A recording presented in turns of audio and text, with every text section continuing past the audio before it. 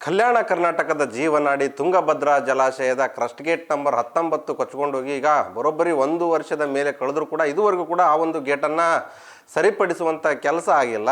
ಈಗ ಅದರ ಬೆನ್ನಲ್ಲೇ ವಿಜಯನಗರ ಜಿಲ್ಲೆಯ ಹಗರಿಬೊಮ್ಮನಹಳ್ಳಿ ತಾಲೂಕಿನಲ್ಲಿರ್ತಕ್ಕಂಥ ಮಾಲ್ವಿ ಕಿರು ಜಲಾಶಯದ ದುರಸ್ತಿಯು ಕೂಡ ಆಗದೇ ಅಪಾರ ಪ್ರಮಾಣದ ನೀರು ಕೂಡ ಪೋಲಾಗ್ತಾ ಇರ್ತಕ್ಕಂಥದ್ದು. ಈ ಕುರಿತು ಮಾತಾಡಲಿಕ್ಕೆ ಹಗರಿಬೊಮ್ಮನಹಳ್ಳಿಯ ಶಾಸಕರಾಗಿರ್ತಕ್ಕಂಥ ನೇಮರಾಜ್ ನಾಯಕ್ ಅವರು ನಮ್ಮ ಜೊತೆಗಿದ್ದಾರೆ. ಆ ದುರಸ್ತಿಗೆ ಕಾರಣ ಯಾರು, ಯಾಕೆ ಆ ರೀತಿ ಆಗ್ತಾ ಇದೆ, ಇವತ್ತಿಗೂ ಕೂಡ ರೈತರ ಜಮೀನುಗಳಿಗೆ ನೀರು ಏನು ಹೋಗಬೇಕಾಗಿತ್ತು ಅದು ಅಪಾರ ಪ್ರಮಾಣದಲ್ಲಿ ಪೋಲಾಗ್ತಾ ಇರ್ತಕ್ಕಂಥದ್ದು. ಈ ಕುರಿತು ಮಾತಾಡಲಿಕ್ಕೆ ಶಾಸಕರು ನಮ್ಮ ಜೊತೆಗಿದ್ದಾರೆ, ಅವ್ರನ್ನೇ ಮಾತಾಡಿಸ್ತಾ ಹೋಗ್ತೀನಿ. ಸರ್, ಈ ಮಾಲ್ವಿ ಜಲಾಶಯ ದುರಸ್ತಿ ಆಗಲಿಕ್ಕೆ ಪ್ರಮುಖ ಕಾರಣ ಏನು, ಮತ್ತು ಇವತ್ತು ಇದುವರೆಗೂ ಈಗ 2-3 ವರ್ಷ ಕೂಡ ಸಾಕಷ್ಟು ಏನು ರೈತರ ಜಮೀನುಗಳಿಗೆ ನೀರು ಹೋಗಬೇಕಾಗಿತ್ತು, ಆ ನೀರು ಇವತ್ತು ವ್ಯರ್ಥವಾಗಿ ಹೋಗುವಂಥ ಕೆಲಸ ಆಗ್ತಾ ಇದೆ, ಮತ್ತು ಈ ಏನು ಕೆಟ್ಟು ಹೋದಂಥ ಗೇಟ್ಗಳನ್ನು ಯಾವಾಗ ಸರಿಪಡಿಸಲಾಗುತ್ತೆ ಸರ್? ಈಗ 2022ರಲ್ಲಿ ಡ್ಯಾಮ್ ತುಂಬುವಂಥ ಸಂದರ್ಭದಲ್ಲಿ ಓವರ್ಫ್ಲೋ ಆಗತ್ತೆ. ಇವತ್ತು ನಾವು ಗೇಟ್ ಎತ್ತಬೇಕು, ಇಲ್ಲಾಂದರೆ ತೊಂದರೆ ಆಗತ್ತೆ ಅನ್ನುವಂಥದ್ದು ಎಲ್ಲರಿಗೂ ಗೊತ್ತಿರುವಂಥ ವಿಚಾರ. ಇವತ್ತು ನೀವು ಗೇಟಿನ ಮೇಲೆ ಹರಿಯ ಸ್ಟೇಜಿಗೆ ಬರೋವರೆಗೂ ಕೂಡ ನಾವು ಗೇಟ್ ಎತ್ತಲಾರ್ದೆ ನಾವು ಇದನ್ನು ಖುಷಿ ಪಡ್ತೀವಿ ಅನ್ನುವಂಥದ್ದನ್ನು ಕೂಡ ಮನಸ್ಸಿನಲ್ಲಿ ಇಟ್ಕೊಂಡು ಅದನ್ನು ತಾರಾತೂರಿನಲ್ಲಿ ಹಿಟಾಚಿ ಮತ್ತು JCBಯಿಂದ ಗೇಟ್ಗಳನ್ನು ಕಿತ್ತಿರುವಂಥದ್ದು.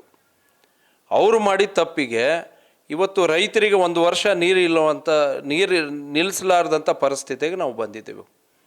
ಯಾಕಂತ ಹೇಳಿದರೆ ರೈತರಿಗೆ ಅನ್ಯಾಯ ಆಗಿರುವಂಥದ್ದು ನಮ್ಮಿಂದನ ಅಥವಾ ಹಿಂದೆ ಅವ್ರು ಮಾಡಿದ ತಪ್ಪಿಂದ ಅನ್ನುವಂಥದ್ದು ಅದು ಮನವರಿಕೆ ಆಗಬೇಕಾಗಿರುವಂಥದ್ದು.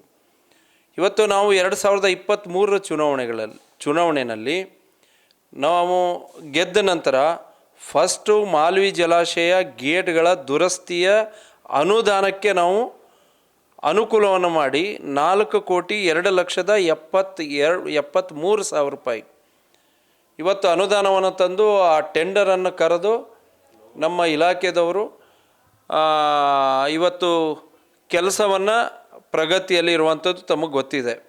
ಹಿಂದೆ ಕೂಡ ಅದು ಎಷ್ಟು ಅನಾಹುತ ಆಯಿತು, ಗೇಟ್ ಯಾರು ಕಿತ್ತಿದ್ರು ಅನ್ನುವಂಥದ್ದು ನಾನು ಹೇಳಬೇಕಾಗಿಲ್ಲ, ಎಲ್ಲ ಮೀಡಿಯಾಗಳಲ್ಲಿ ಬಂದಿರುವಂಥದ್ದು ತಾವು ಗಮನಿಸ್ಬೋದು. ಇವತ್ತು ಆ ದುರಸ್ತಿ ಕಾರ್ಯ ನಡೀತಾ ಇದೆ. ದುರಸ್ತಿ ಕಾರ್ಯ ನಡಿಬೇಕಾಗಿದ್ದರೆ ನಾವು ನೀರು ನಿಲ್ಲಿಸ್ಕೊಂಡು ದುರಸ್ತಿ ಕಾರ್ಯ ಮಾಡಲಿಕ್ಕೆ ಆಗೋದಿಲ್ಲ. ಇವತ್ತು ಯಾವ ರೀತಿ ನೀವು ವೆಲ್ಡಿಂಗ್ ಮಾಡೋದಾಗಲಿ, ಗೇಟ್ ಇಳಿಸೋದಾಗಲಿ, ಕ್ರೇನು ನೀರು ಡ್ಯಾಮ್ನಲ್ಲಿ ನೀವು ಒಡ್ಡಿನ ಮೇಲೆ ನೀರು ಹರಿದ್ರೆ ಆ ಕ್ರೇನ್ ಹೆಂಗೆ ನಿಲ್ಲಿಸ್ಲಿಕ್ಕಾಗತ್ತೆ? ಅದು ಸುಮಾರು ಟನ್ಗಟ್ಟಲೆ ಇರುತ್ತೆ ವೇಟ್ ಅದರದ್ದು. ಅದನ್ನು ನಾವು ಕೆಲಸನೂ ಮಾಡಲಿಕ್ಕಾಗೋದಿಲ್ಲ. ಇನ್ನೊಂದು ವರ್ಷ ವಿಳಂಬ ಆಗುತ್ತೆ. ನಾವು ನೀರು ಏನಾರ ನಿಲ್ಲಿಸಿ ನಾವು ಏನಾರ ಕಾಮಗಾರಿ ಪೂರ್ಣ ಮಾಡ್ತೀವಿ ಅನ್ನೋದು ಸುಳ್ಳು. ಅದಕ್ಕೋಸ್ಕರ ಆದಷ್ಟು ಬೇಗ 10 ಗೇಟ್ ದುರಸ್ತಿಯನ್ನು ಪೂರ್ಣಗೊಳಿಸಿ ಈ ವರ್ಷದೊಳಗೆ ಆಮೇಲೆ ರೈತರಿಗೆ ನೆಕ್ಸ್ಟ್ ಮಾನ್ಸೂನ್ನಲ್ಲಿ ನೀರು ಕೊಡುವಂಥ ಒಂದು ವ್ಯವಸ್ಥೆ ಮಾಡುವಂಥದ್ದು ನಿಗದಿಪಡಿಸಿದೆ.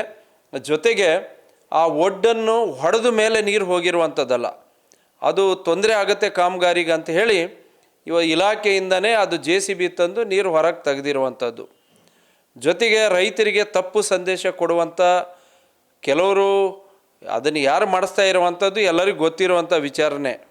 ಅದಕ್ಕೋಸ್ಕರ ನಾನು ರೈತ ಬಂಧುಗಳಲ್ಲಿ ನಾನು ವಿನಂತಿಯನ್ನು ಮಾಡ್ತೇನೆ, ಯಾವತ್ತು ನೇಮರಾಜ್ ನಾಯ್ಕು ರೈತರ ಪರವಾಗಿ ಇರುವಂಥ ಶಾಸಕರು, ರೈತ ವಿರೋಧಿ ಶಾಸಕರು. ನನ್ನ ಜೀವನದಲ್ಲಿ ನಾನು ರೈತ ವಿರೋಧಿ ಅಲ್ಲ, ನಾನು ರೈತ ಪರ ನಿಲ್ಲುವಂಥವರು. ಹಾಗಾಗಿ ಇವತ್ತು ಇನ್ನೂ 2 ಗೇಟನ್ನು ನಾವು ತರಿಬೇಕಾಗಿದೆ.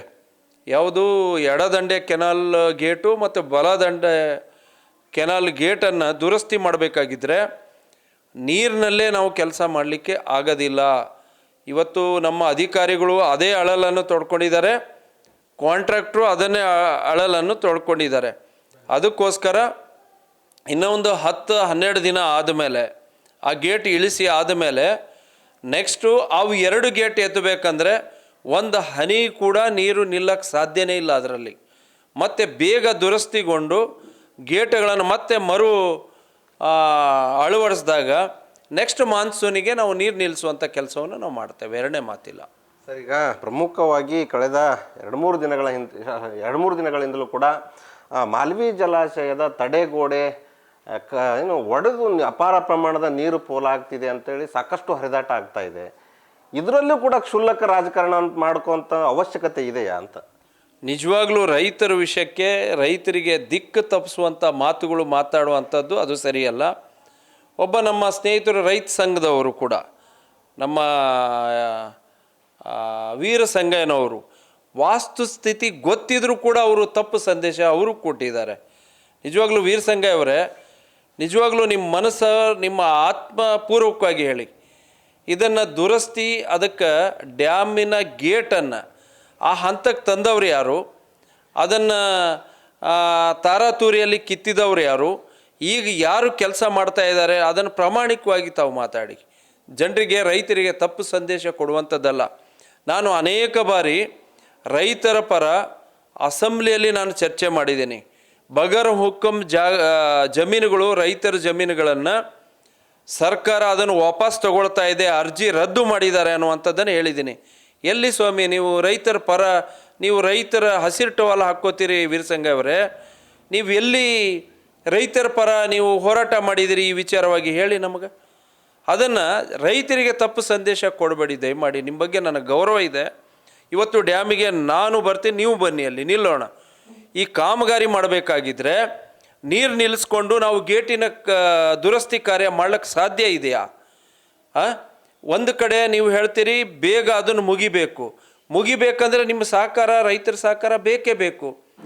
ರೈತರಿಗೆ ಯಾಕೆ ತಪ್ಪು ಸಂದೇಶ, ತಪ್ಪು ವಿಚಾರಗಳನ್ನು ಹೊರಗಡೆ ಬಿತ್ತರಿಸುವಂಥ ಕೆಲಸವನ್ನು ಮಾಡ್ತಾ ಇದ್ದೀರಿ?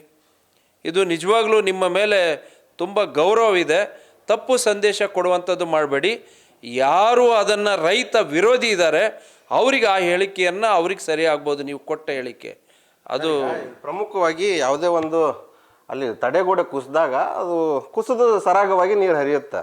ಆದರೆ ಇಲ್ಲಿ ಇದು ನೀವು ಅದನ್ನು ಕಾಮಗಾರಿ ನಡೆಸ್ಬೇಕಂತ ಅಲ್ಲೆಲ್ಲ ಕ್ಲೀನ್ ಮಾಡಿ ಅದನ್ನು ಅಲ್ಲಿ ಒಡೆಯುವಂಥದ್ದು ಸಂಪೂರ್ಣವಾಗಿ ಕಾಣುತ್ತೆ. ಆದರೆ ಅದನ್ನು ಯಾರೂ ಇರಲಾರ್ದಾಗ ವಿಡಿಯೋ ಮಾಡಿ ಹರಿಬಿಟ್ಟಿರ್ತಕ್ಕಂಥದ್ದು ಯಾರು?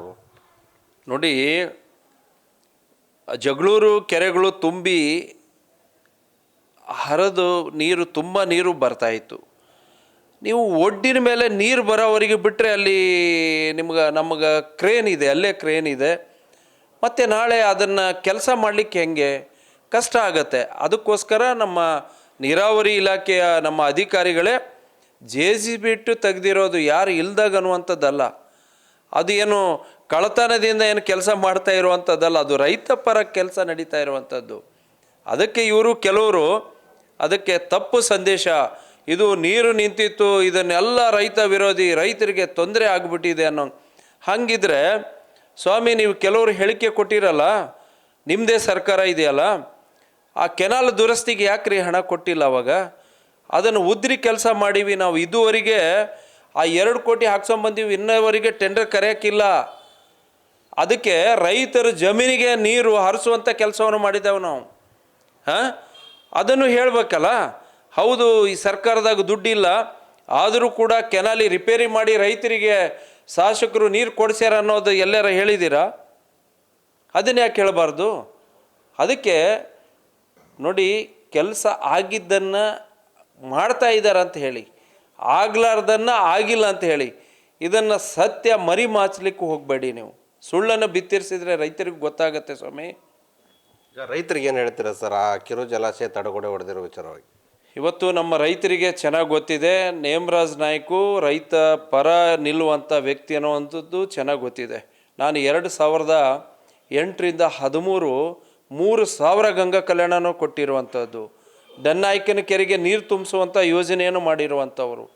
ನಂತರ ಚಿಲ್ವಾರ ಬಂಡಿ ಏತ ನೀರಾವರಿಗೆ ಅವತ್ತಿನ ದಿನ ವಾಟರ್ ಅಲೋಕೇಶನ್ನಿಂದ ಹಿಡಿದು ಇವತ್ತು ಟೆಕ್ನಿಕಲ್ ಅಪ್ರೂವಲಿಂದ ಹಿಡಿದು ಚಿಲ್ವಾರ ಬಂಡಿಗೆ ಮುಂಚೂಣಿಯಲ್ಲಿ ನಾವು ಅದನ್ನು ಆ ಯೋಜನೆ ತರಲಿಕ್ಕೆ ನಾವು ಕಾರಣೀಭೂತರಾಗಿರುವಂಥದ್ದು. ಆ ಸಂದರ್ಭದಲ್ಲಿ ಅವತ್ತು ನಾವು ಅಡಿಗಲ್ಲು ಕೂಡ ನಾವೇ ಹಾಕಿರುವಂಥದ್ದು, ಎಲ್ಲರಿಗೂ ಗೊತ್ತಿದೆ.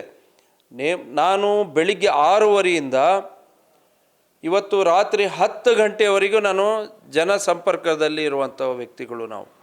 ಹೌದು, ನನಗೆ ಕಾಣಲಿಕ್ಕೆ ಬೇರೆ ಗೇಟ್ಗಳು ಕಾಯಬೇಕು, ಇಲ್ಲ ಆಫೀಸ್ಗಳು ಕಾಯಬೇಕು ಅನ್ನುವಂಥದ್ದು ಏನೂ ಇಲ್ಲ.